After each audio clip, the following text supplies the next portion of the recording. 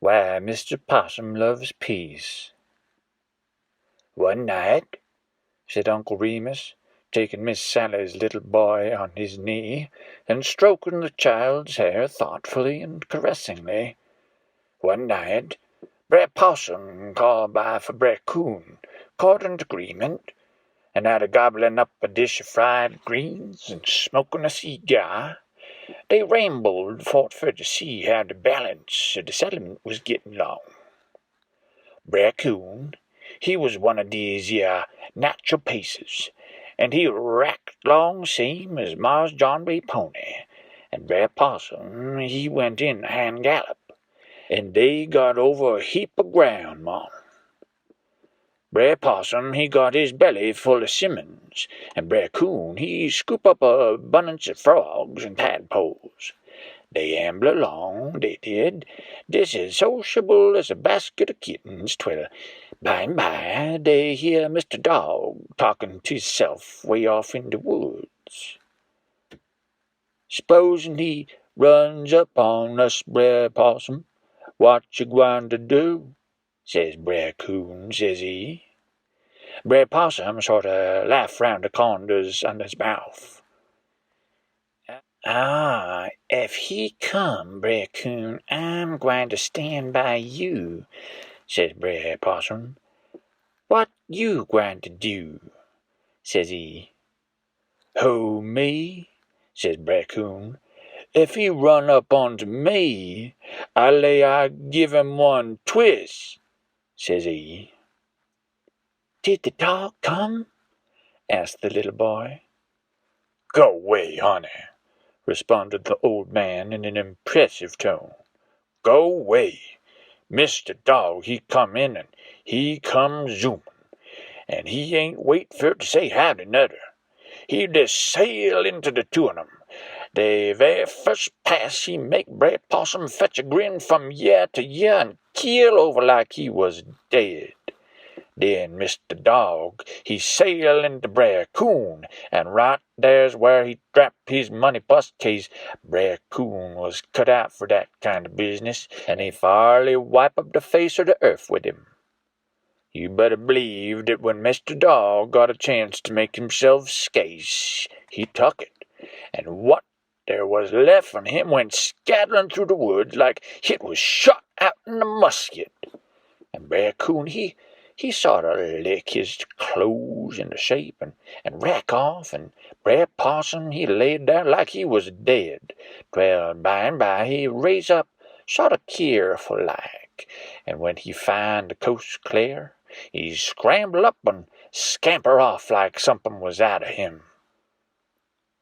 Here Uncle Remus paused long enough to pick up a live coal of fire in his fingers, transfer it to the palm of his hand, and thence to his clay pipe, which he had been filling, a proceeding that was viewed by the little boy with undisguised admiration.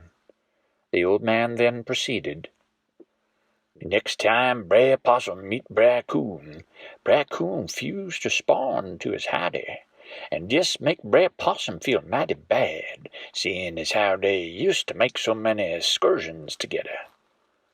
What make you hold your head so high, Brer Coon? Says Brer Possum, says he. I ain't running with cowards these days, says Brer Coon. When I want you, I'll send for you, says he. Then Brer Possum get mighty mad. Who's any coward? Says he. You is, says Brer Coon. That's who. I ain't associating with them what lies down on the ground and plays dead when there's a free fight going on, says he. Then Brer Possum grin and laugh fit to kill himself. La, Brer Coon, you don't spec I done dat 'cause I was feared, does you? Says he. Why, I want no more feared than you is this minute. What was dey for to be skeered on? Says he. I know you'd get away with Mr. Dog if I didn't, and I just lay dar watching you shake him, waiting for to put in when the time come, says he. Brer Coon turn up his nose. "That's a mighty likely tale," says he. "When Mr. Dog ain't moan tetch you 'fore you keel over and lay dar stiff," says he. "That's just what I was gwine to tell you 'bout," says Brer Possum, says he. "I wa'n't no more scared than you is right now, and I was fixing for to give Mr. Dog a sample of my jaw," says he. "But I'm de most ticklish chap what you ever laid eyes on, and no sooner did Mr. Dog put his nose down here among my ribs than I got to laughing, and I laughed twell I ain't had no use of my limbs," says he. "And it's a mercy unto Mr. Dog that I was ticklish, case a little more and I'd et him up," says he.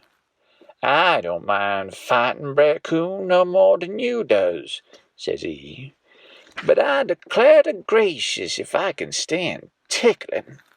Get me in a row where they ain't no tickling allowed, and I'm your man," says he. "And down to this day," continued Uncle Remus, watching the smoke from his pipe curl upward over the little boy's head, "down to this day Brer Possum's bound to surrender when you touch him in the short ribs, and he'll laugh if he knows he's gwine to be smashed for it.